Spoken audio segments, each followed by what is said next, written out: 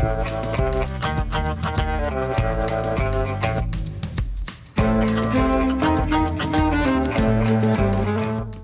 and welcome to Legally Consumed, a consumer products podcast by the consumer products law firm located in Melbourne, Australia. I'm Raf Goldenberg and I'm joined by co-hosts Kay Ho and Tiffany Lucas. We are members of the team at CIE Legal. On Legally Consumed, we chat with consumer products company executives, members of their council and industry experts to give us a peek into their journeys as people. We explore industry-changing ideas and even share tips and tricks on how to navigate the consumer products space. This season, we will feature guests from multiple consumer product sectors, including the automotive, retail, advertising and insights, food, beverage and primary production, and franchising sectors. We'll also feature guests from the wider supply chain.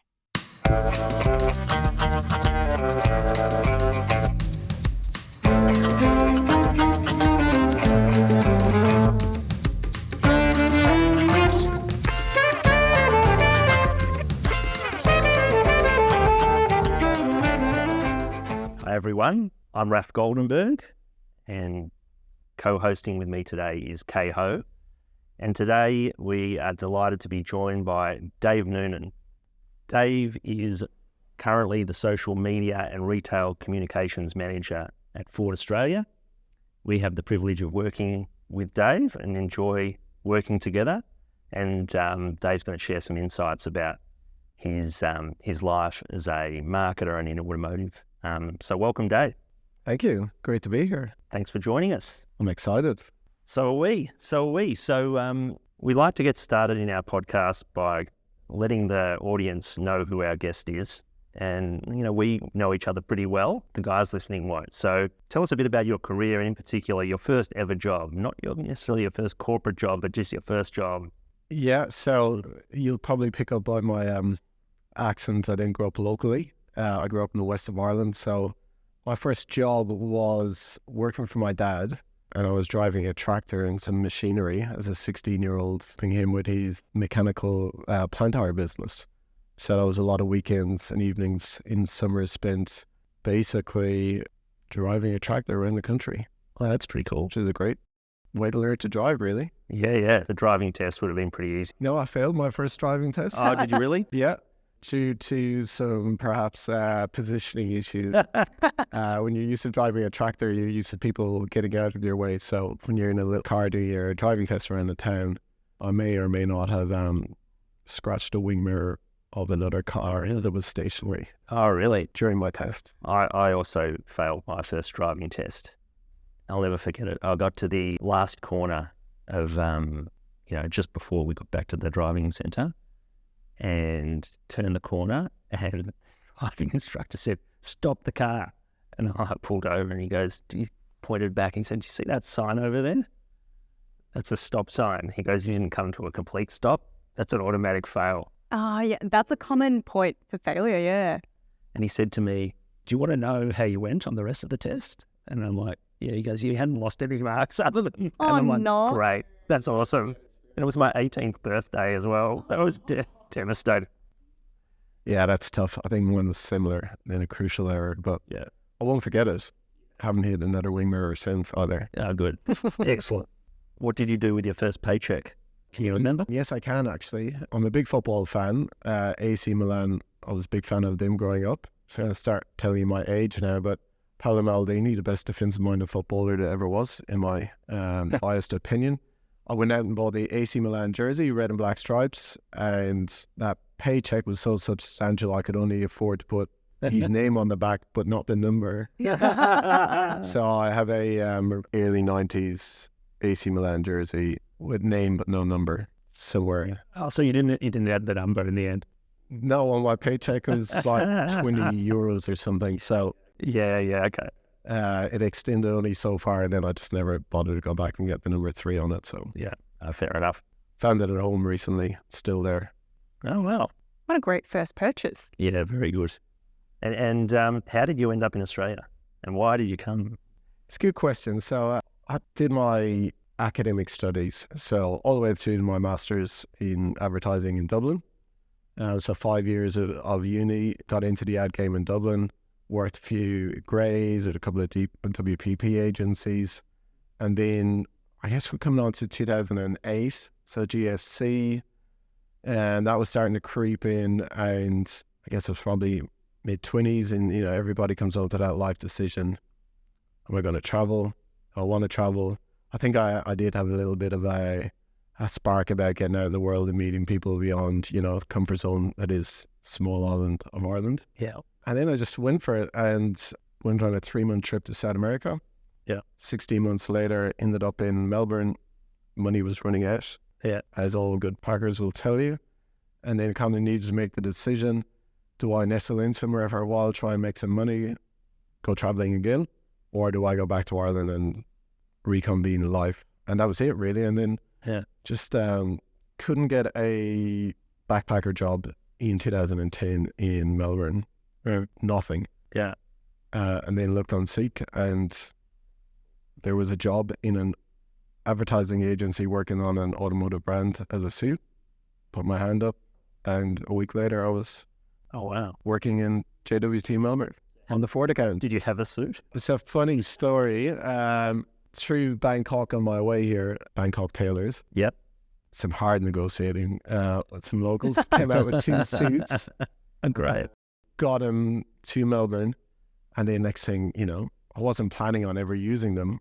And okay, you've got phone call, you've got an interview in the morning, 10 o'clock down in Cremorne. Actually, it was maybe 11 o'clock, so I got up morning, had got bought shirts. Went for the first interview really well, wore 1 suit. Rang back later, come in tomorrow, right? Got ready the next morning, and I realised the second shirt was cuffed. And I hadn't any cuffs. So I ended up, there's a charity shop near Chapel Street Bazaar. Went in, negotiated for like $2 a pair of cufflinks. I still have them because it's I was like the New Zealand yacht racing cufflink, and I wore them, squeezed them into my interview, and like put them on, found them 10 minutes before I got into Cremorne and got the job. That was February 2010. Right. So that was literally, I didn't have a suit. Yeah. I had the most of one, but Yeah. you remember these little moments of stressing over cufflinks. Probably worn a pair since, but. Do you still have those suits? You know what?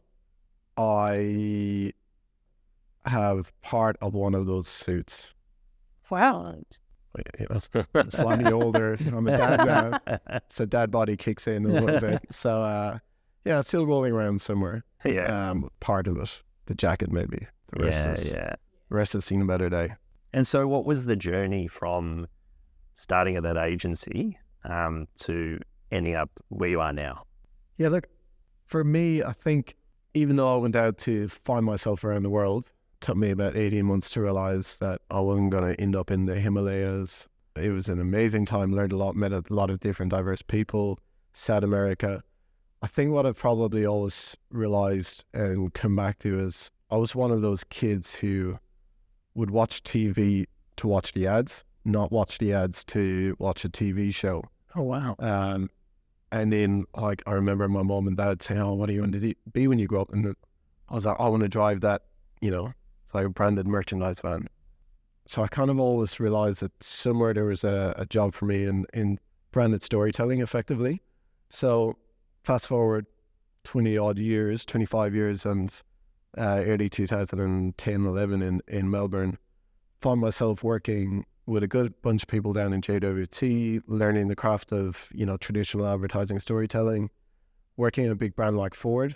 Yeah, spending a lot of time with Ford, the companies, so not just the advertising people, you know, like the plant out in Broadmeadows at the time, the wider marketing, sales and service function, and getting to know that Ford as a business. Yeah. And we ended up making some really good work during those 4 years, to the point that I was kind of, at this point, PR citizenship. And just one day, our client was in, she was moving to Perth, and I helped her write a job description.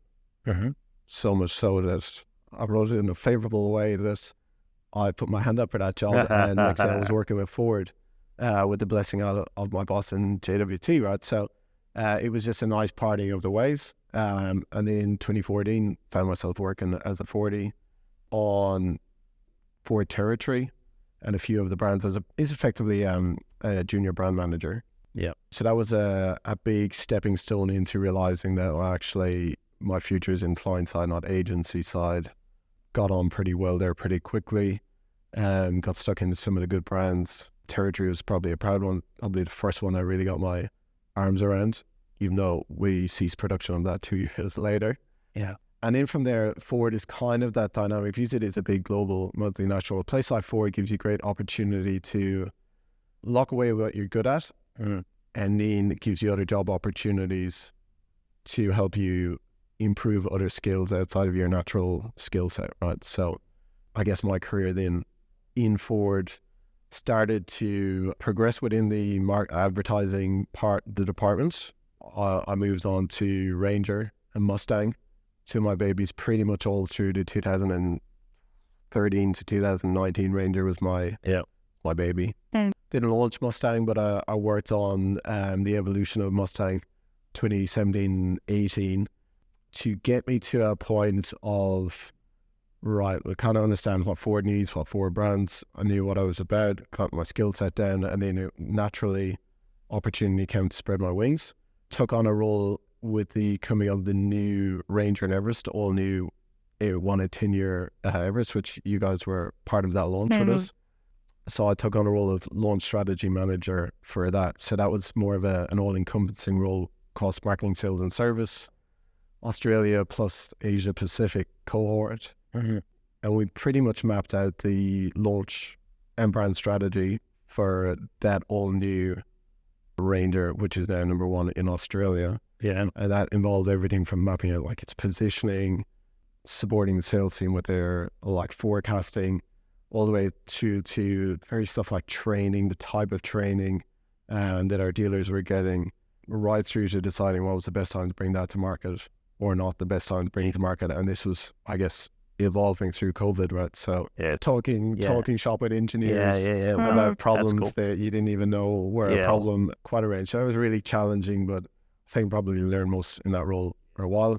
And then that effectively then after we got that out the way, brought me back into the current role that I'm in now, which is retail and social comms manager with a Basketball Australia thrown in the rig. Wow. So with your current role, can you tell us a bit more about what kind of work you're doing? Because the previous work that you did on the launch, that's all encompassing and way beyond just marketing. Yeah, I would say the easiest way to understand my role is my job is to bring Ford's brand identity to life across our agnostic channels. And it's pretty much as simple as that. And if you can remind yourself of that every day, then the range of which my role captures is actually a lot more, manageable. Because on one side of the floor, retail is all about effectively sell, help our dealers get more people into the showroom, more leads, more actions, and hitting some targets. On the flip side, you've got social media, which is obviously one of the newer forms of channels, but also ways of expressing your brand. So that is new, something a lot of people in the business don't necessarily understand. I think most automotives are still understanding what social media is all about and its potential. So there's been a lot of time trying to develop our brand in what we're good at, what our strengths are, what social can do for us, and trying to make that work in a way that just brings our brand to life and, really bring that Australianness of the character of what we are about in Ford Australia to life in a way that Australians will consume. And so that's quite a very different dynamic kind of brand identity challenge. Well, actually, when you pull it all together, whether you're storytelling on social, talking about, our basketball partnership, or we're back trying to sell cars, that consistency is required, because how you communicate yourself or promote yourself or share yourself as a brand, it needs to be true when you're selling cars as much as when you're inviting people into a long form story about, the engineering that sits behind some of your cars. And that's a consistency, and that's kind of my everyday challenge that, it's a 100-word job title right there. I love that, neatly though. Packaged into 5. Yeah, the idea of bringing the brand identity to life. It's such a good slogan that underpins all of the work that you do. Yeah. So, you've been at Ford over 10 years now. How have you seen marketing in that automotive sector evolve over that time? From an ad media perspective, we've seen a lot of new channels, new ways of storytelling come to life. And yet there's some of the old steadfast light TV still around and still have a role, right? And a lot of industries might challenge that perspective, but when you actually overlay the customer buying demographic, the age profiles of new car buyers, especially when you get into trucks and larger SUVs, you know, families and older generations, and you overlay that against TV audience, still a natural strength and opportunity and a role for TV and radio as well. Flip that around, obviously if you jump back to when the digital world embraces late, 2007, 8 into the early 10s, everybody was trying to figure their way out of what that means. And we got there eventually, I think. We're still getting there, some of us. Social media has come into play, right? So social media is one of those things that has really challenged how we do our marketing business. It's really good in a sense that it actually provides so many different opportunities. If you think about all the social networks, Snapchat, X, LinkedIn, YouTube, arguable if that's social or not. And then there's, Facebook, WhatsApp, what's the role of that? And what you find very quickly is social media is a beast in itself, the same way digital is a beast in itself. And one of the biggest things we're tackling now is, yes, we're on social media, but are we at a fear of, if we're trying to be on every social network, A, talking to the same audience just through different channels, B, do we actually need to do that? Or maybe you just do a couple really well and focus on your strengths where you know your audience is. So I think the social world has kind of challenged us to understand and rethink where we want to play, how we want to play, because inevitably social and digital has added on top of the traditional channels, and everybody's got a limited employee base. We don't have 100 people working in the marketing department, so you cannot do all things. Yeah. So the challenge is your channel mix effectively, what you focus on, what you go after, knowing that in a targeted audience environment, social and digital channels can effectively allow you to hit the same person, and you kind of only have to hit them once or twice. You don't necessarily need to hit them through 5, 6 different channels, because you're just wasting money, really. So yeah, we've seen a lot of that. The other thing that's quite prevalent in storytelling part of the business is long-form video-based storytelling. So let's wheel back 10 years.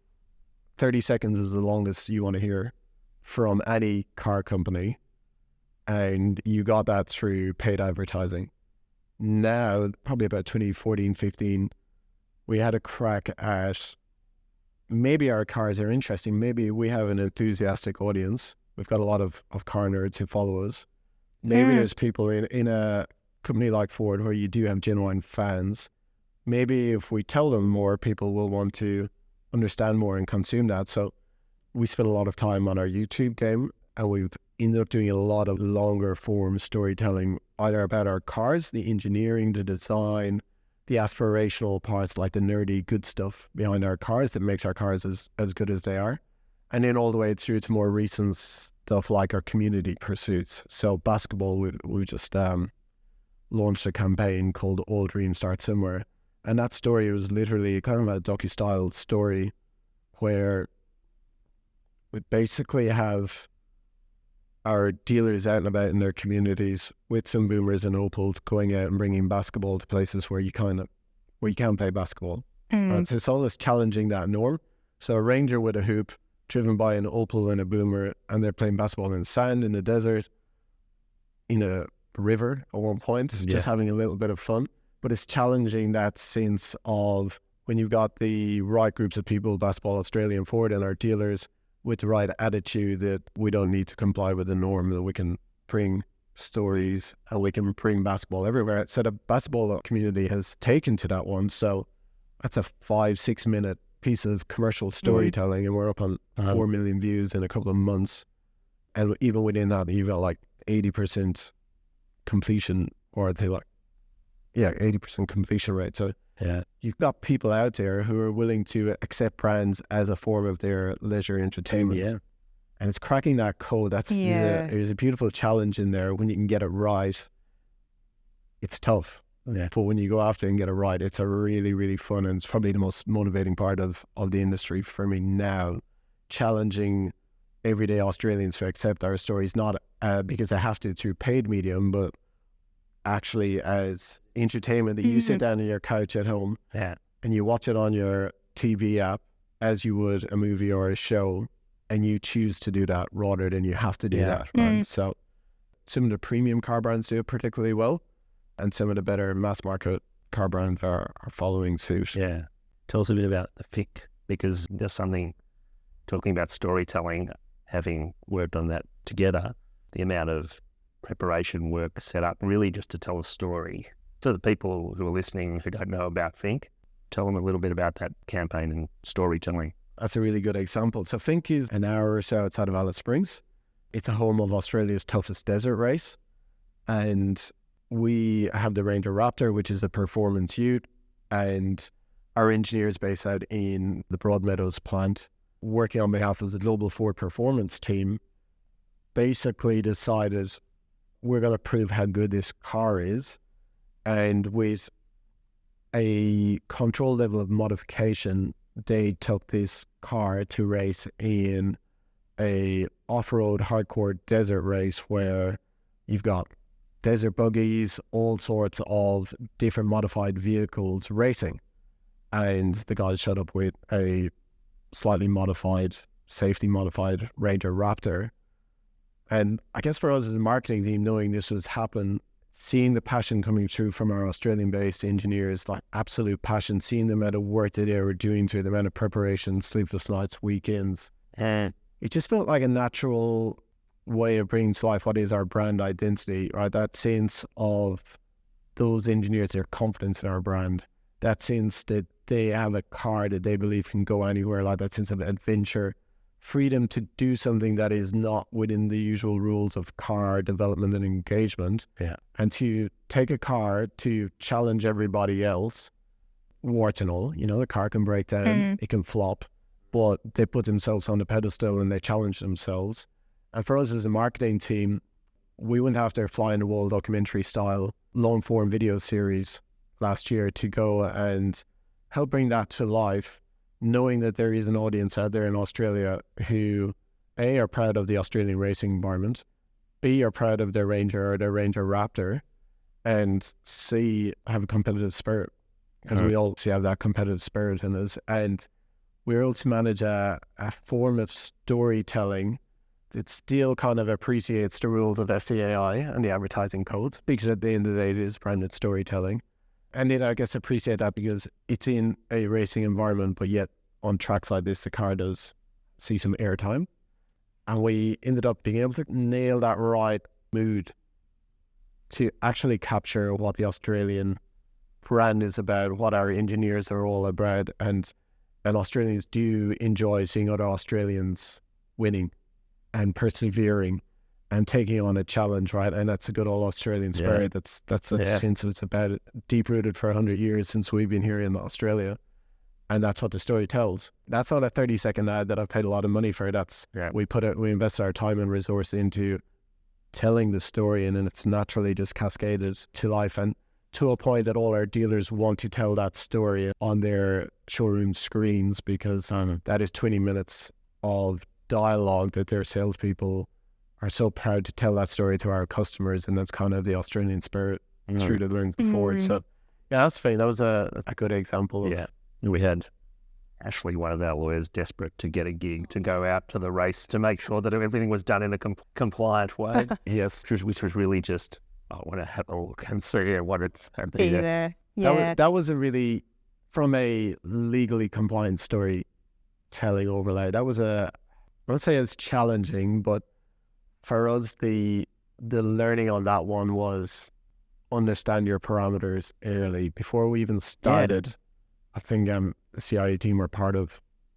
the go-ahead of this project, ultimately. So we had some pretty hard and fast ground rules to understand. So those guys out with the camera shooting in the middle of a desert 4 hours from home knew exactly what to capture and what not to capture. So then when we went into the editing suite, very little of what they captured was left on the floor, which was really good. So I think Raf and the team it did help to actually know what we were trying to achieve, so we didn't go too far off. Yeah. But That's a good one. I find that that kind of storytelling approach really lands the brand impact.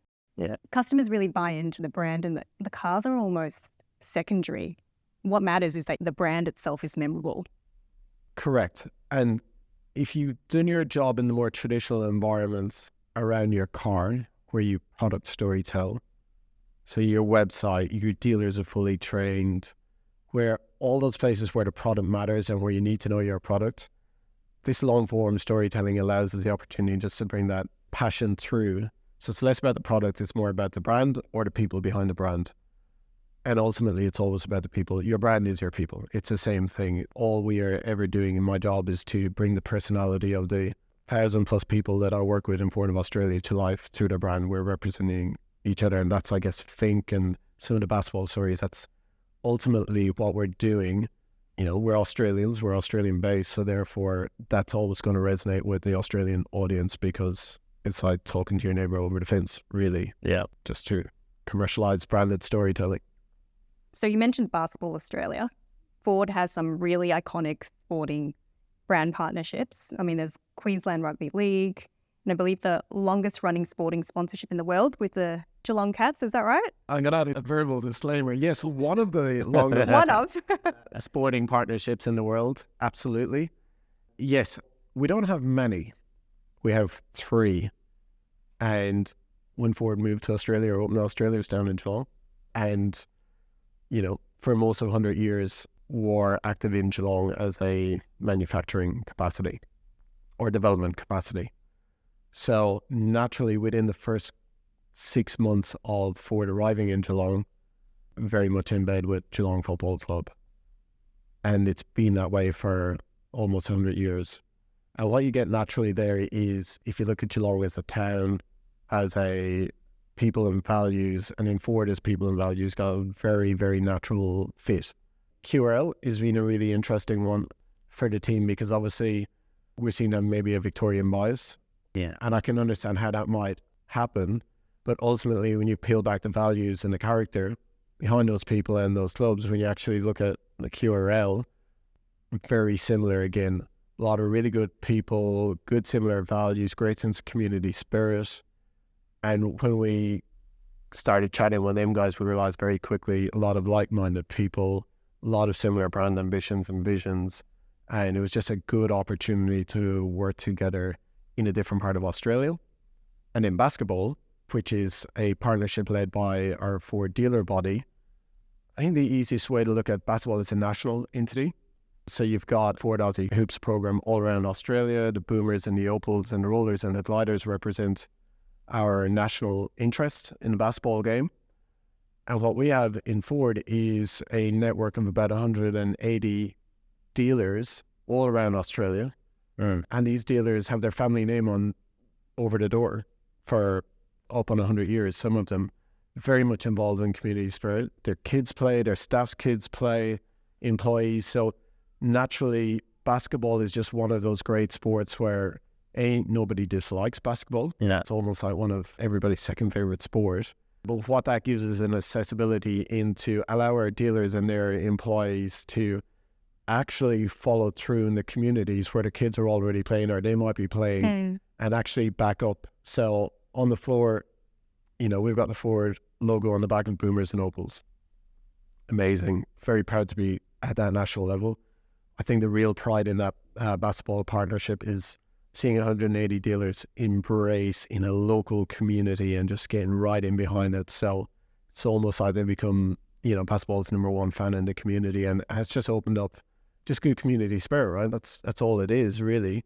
It's interesting, like, you know, you mentioned QRL and sort of getting, I guess, an audience in another market, seeing Ford as not just a, you know, Ford's got a strong, obviously strong presence and base in Victoria. And the question is, is that, I've always wondered whether that's just a coincidence or a correlation or whatever, but it sounds like with the QRL thing, like that there's got to be something real about that people latch on to, I don't know, a geographic connection, you know, to a brand.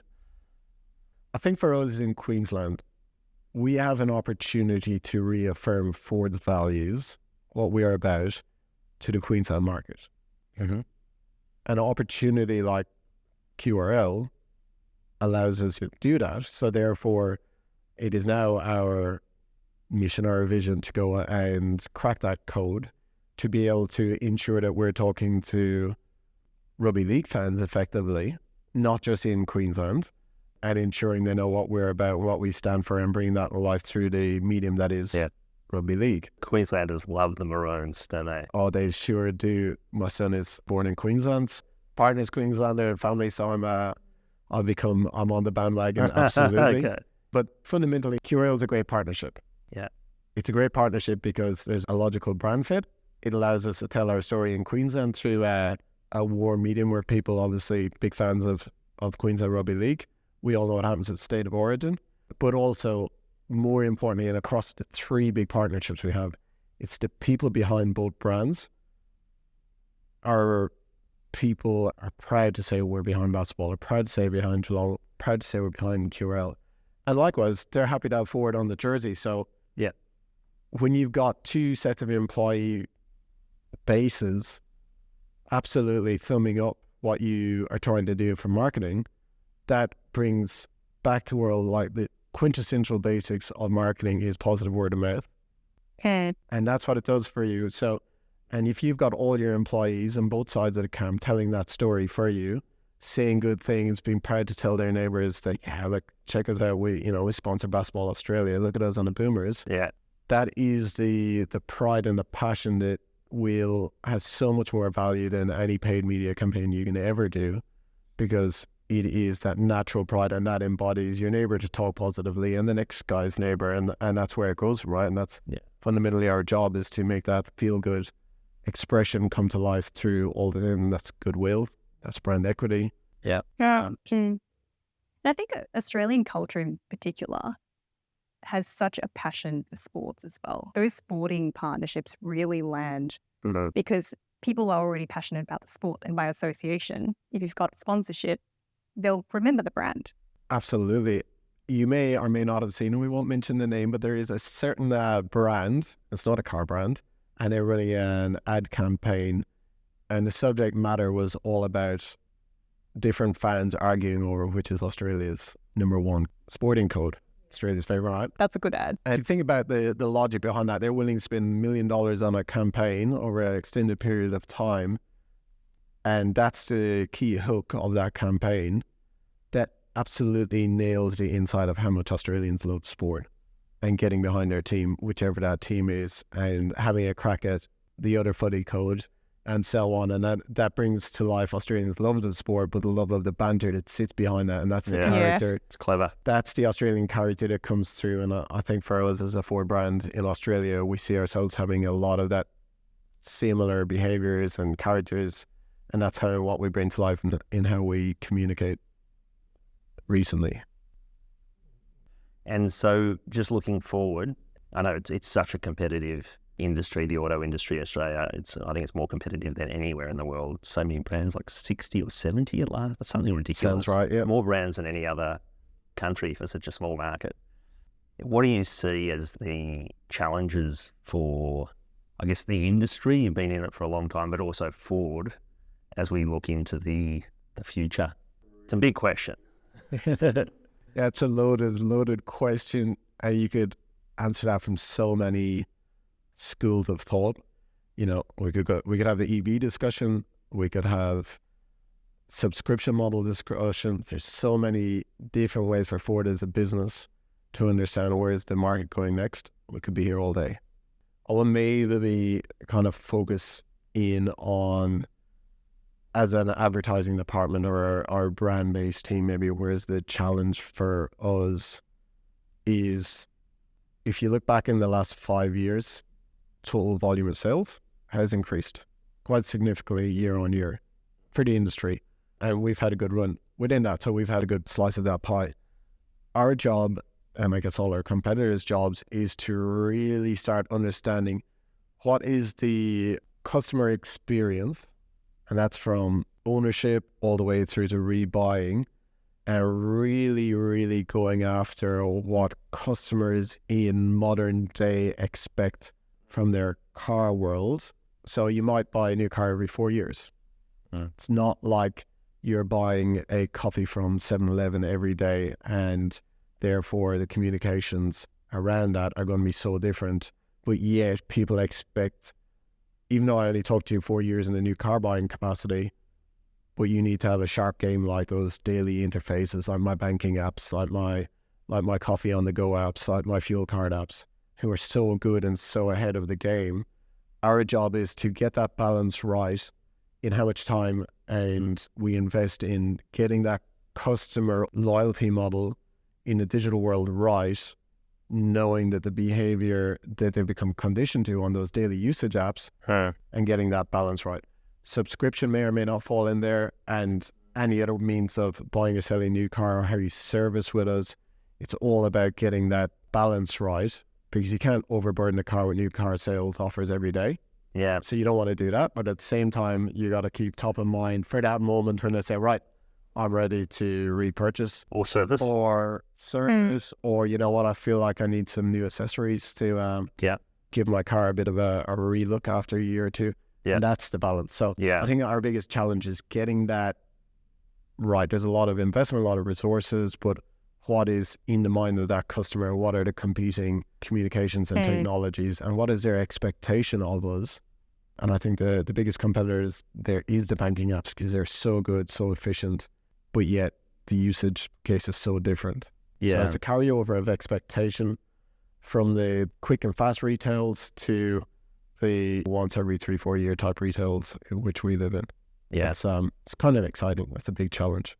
Yeah. And I guess the other thing is in terms of consumer behavior, like people who are now, and I'm not going to say buying cars, I'm going to say using cars, because, you know, I feel like overseas, and Ford probably overseas is experiencing this more than we are in Australia. It feels like in Australia, we're still only starting to see the edge of different ways in which people want to, I'm going to say, use a car rather than buy a car, because that's no longer a given.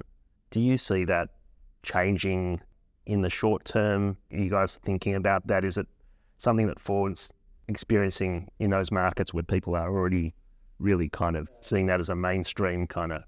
Yes, so there is job titles in Ford in a global sense, which is basically insights manager.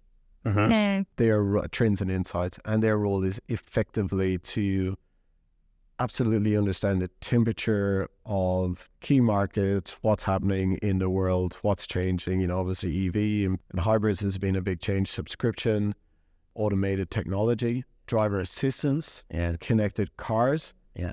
And their jobs are fundamentally to help the local markets to understand what their temperature is at a certain moment of time. How much do we lean in and invest in these platforms, or even as storytelling? Or, hey, maybe hold back a little bit, see what happens right out the storm. So absolutely the answer is it is monitored, understood, evaluated on a highly regular basis at a global and local level. Yeah. I think for us, behind all that is the importance of knowing our audience. Yeah. The Australian car buying audience and the customer and what they want and their willingness to change. And when they are willing to change, what is that level of change that they want to embrace? So the easiest one there is full electric, or plug-in hybrid, or mild hybrid, or stick with their internal combustion engine, right? So, and what is that level? Are they going to tip the toe in the water? Some people will jump straight in the shallow end. You see that a lot in inner urban areas. Whereas when you get out in where you're doing some serious country mileage, it's probably more of a tentative step into that water if it holds. So it's really about getting that balance right and not trying to jump in too ahead of the game, but also being too late for the party. Yeah. Cool. Before we started recording this podcast today, we were talking about the importance of disclaimers and adapting them for the specific asset and the channel. Yep. It's not about a one-size-fits-all approach. So what are some of the biggest regulatory and legal hurdles and challenges that you've faced in your work to date, whether at Ford or otherwise? I'll answer someone who's been pulled off air for certain TV commercials over the years. Not sure if I'm proud of that or not. So I have had some good experience, dealt with not a lot of complaints, but certain complaints over the years, which you take on the nose and you figure your way through it. And it's probably what's more important in the regulatory body is actually understanding the codes. Fundamentally, the codes haven't changed at all in the 14, 15 years I've been working in Australian advertising in automotive. Like, the principles are the same. A few things get massaged here and there. You have a few refreshes. ACCC might ping a few brands here and there, and then all the other brands take note of that and they add that as an overlay to the codes, and you're conscious of that. But fundamentally, the principles of auto ad storytelling are the same. And what the challenge is in a market where you've got multiple agencies, you've got people coming in out of marketing, various levels of experience, people trying to get their head around a multi-channel media plan, which might have 100 to 150 executions per month on a campaign, is all we try and do in advertising is tell a story. You try and tell it as succinctly as you possibly can in an effective manner. And the real challenge is understanding the way consumers experience that in that channel. So even within the different social apps, there's imagery, you've got video, have you got call to action buttons, have you got click-throughs, what's the role of comments, the amount of disclaimers on the story. And you're very reliant very quickly on ensuring that everybody in that process absolutely understands each medium and story individually. So therefore, when we get to putting that offer to market, it's effective from a marketing perspective, but it's also correct from a legal representation perspective. And that is the relentlessly hard challenge to do, because you have to get it right every time. There's no real room for errors. Yeah. You make an accidental mistake, you get pinged very, very quickly. And especially in our world, so you take Ranger, highly capable vehicle, can do a lot of things. But what we show or say in a channel, you need to be very respectful of the amount of time that person will spend consuming that medium, how much attention they're paying, is sound off, is sound on, and all these things. And to the point that if a Ranger crosses a river, well, you got to ensure that all the necessary steps are there to show that it's within the ride height, 800 millimeters, that it's creating a bow wave, so it's best practice, and that it is exiting at the other side of that river, and the river is the only way to actually progress forward, as opposed to the road that happens to be behind the scenes, right? So it is very, very detailed very quickly in our world, same as performance of Mustang or Raptor when you're trying to relay performance, because it's what our brands are built on, right? Performance, capability, potential. So that is a challenge, but to that absolute level of media plan detail that you need to be correctly represented across every channel. So the role of the legal representation is not just to be a good legal practitioner, it's actually to genuinely understand how an advertising media plan works and comes to life, and the way it's consumed by people consuming it. Absolutely fundamental need of good legal aid in advertising. So you can't get that right, then everything else falls apart, because that frustration will filter down through. You've got the creatives, you've got the suits, you've got so many layers of communication in the creation of an ad campaign that if not everybody's on that same channel of understanding that legal input at the start, if that gets mixed up, then you're unpacking bags and frustration and lack of quality, and you get a lot of vanilla when you get it wrong. Yeah, and I find that's a big part of our job in advertising clearance as well, because as you said, the laws haven't changed in many, many years, but there are new channels being developed to marketing, and the channels are constantly changing as well. So it's also part of our job to understand how each channel works and how the asset is going to be presented on that channel. I was having a conversation with one of our lawyers yesterday, just talking about how the paid partnership feature on all the different channels have changed over the last few months as well, and how that's going to appear, reviewing the asset in isolation to figure out whether this is going to look different on, say, Instagram to YouTube, etc. But I think the key takeaway really is the early engagement and an early partnership between marketing and legal is key. So what's been your experience working with legal, I guess, shaping those campaigns, making sure you're on the right side, and everyone kind of knows their respective roles within the creation of that campaign. Speaking of someone who's made so many mistakes on this journey from a legal perspective, I've been pinged and dinged and mistakes from just a lack of attention to detail all the way through to bigger conversations required, quote unquote. Closed door conversations. The key difference between the practitioner that was back then versus last year when we went after that Think story, effectively the same brief. But what we did differently was got pretty much all the key stakeholders involved in the brief in 2022 before we went to Think, understood the code to a nature of, well, it is in a race environment versus it might be perceived to be in a public road or not.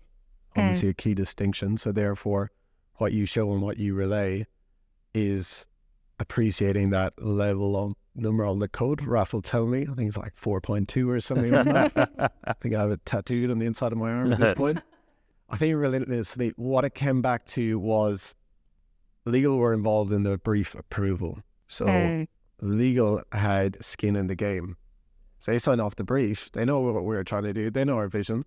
So therefore, as opposed to coming to legal on the final week before the campaign goes live, and like, oh, hey, I need you to help me massage this, please. And fundamentally, we had rolled out a step of guidelines, don't do this is acceptable, but only in this context, and so on. And I guess that's the change. It's when you're trying to do something more extreme, or visionary, or cut through, or engaging, legal have to be approving that brief in a sense of, I challenge my legals to think like marketers with a legal lens, not legals with a marketing lens, in that sense of creative appreciation. It's like dangling the vision of people who come from a different school of thought and understanding. And I'll tell you a little secret. I actually think that lawyers, speaking for myself anyway, and I know our team, we love that work of seeing with people too, we like the creative and we like working as a team from the start of this kind of idea and then seeing it all the way through those steps. It actually is enjoyable, and there's a side, apart from getting the legal compliance right, there's this side benefit that happens where, firstly, I understand what they're trying to do. So if I know that at the start, I can kind of make sure that we always swim in that lane, but you feel like you're part of the team. And I think that's my sense. Kay and I had a talk recently to marketers about, this idea that when you work in partnership, everything is just better. There's trust. There's sort of, as you say, there's not this last minute, hang on, and then everyone's under pressure and people are getting upset because things have to change. But it actually is also really rewarding for the lawyers. I know for our team, it's the other benefit. You're just another person working on a team to deliver an outcome as opposed to the police, which I think a lot of people see. I guess you have a challenge for your part of the industry. There's a perception that legal are the fun police. And I guess the challenge, if that is the perception, is how do you challenge your team to actually show the marketing world that they appreciate creative and they appreciate good ads and everything you've just said in a way that actually these guys get, as opposed to this perhaps lingering traditional expectation that, here come the legal police. But, how does the legal industry do that better so the marketing end of their clients actually gets that they appreciate good creative. They like challenging. They don't like doing the same thing and saying no to everything. Exactly. Actually that sense of what's the fun end of the legal, how to bring that out and be that legal who actually gets visions, gets briefs, gets concepts, and isn't so black and white that thou must stay within thou lane and actually reinvent the lanes. And that's where you get that legal right, and then you're a marketer's best friend, because that's all we need is that sense of everybody on the journey, right? And that's what makes good work, is every person involved understands what we're trying to achieve. Yeah, and everyone's working towards the same goal. I find our best relationships with marketers are when we are basically another partner like the agency. We're brought in early, we're involved every step of the way, and then we're invested in the outcome. We want to see it go live and we want to see it out there and the consumers talking about it. Like, that's what we love. Yeah, agree. We should probably finish off, Dave, but before we do, I wanted to ask you one last question. This is a legal podcast after all, and we have talked about the law. But if you were the Prime Minister of Australia, I know you're not Prime Minister of Australia, what would you change? What law would you change? I'm going to keep it automotive.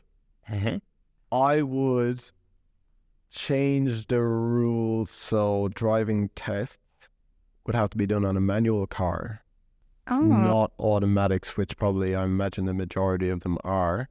And that is fundamentally to force drivers who are out there on the roads in, 1-ton machines to genuinely get to understand the mechanical nature of the car and how it works. So when that time in the future comes where you might be in a potential accident, where you are not just reliant on that car and the performance of that car to keep you safe.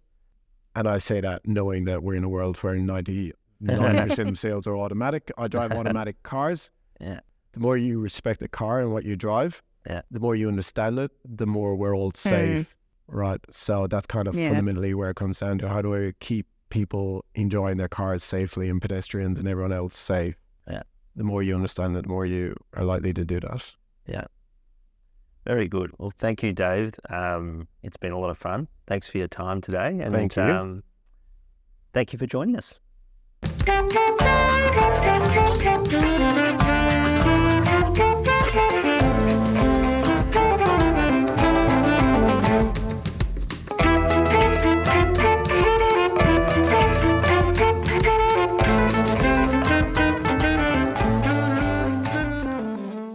Thank you for tuning in to Legally Consumed, a consumer products podcast by the Consumer Products Law Firm. This was presented by Raf Goldenberg, Kay Ho, and Tiffany Lucas from CIE Legal. Our theme song is by our very own CIE Legal house band, which comprises the two CIE Legal Andrews, Andrew Marr and Andrew Thompson. The content of this podcast is for general information only and is not to be used for specific advice purposes or for formulating decisions.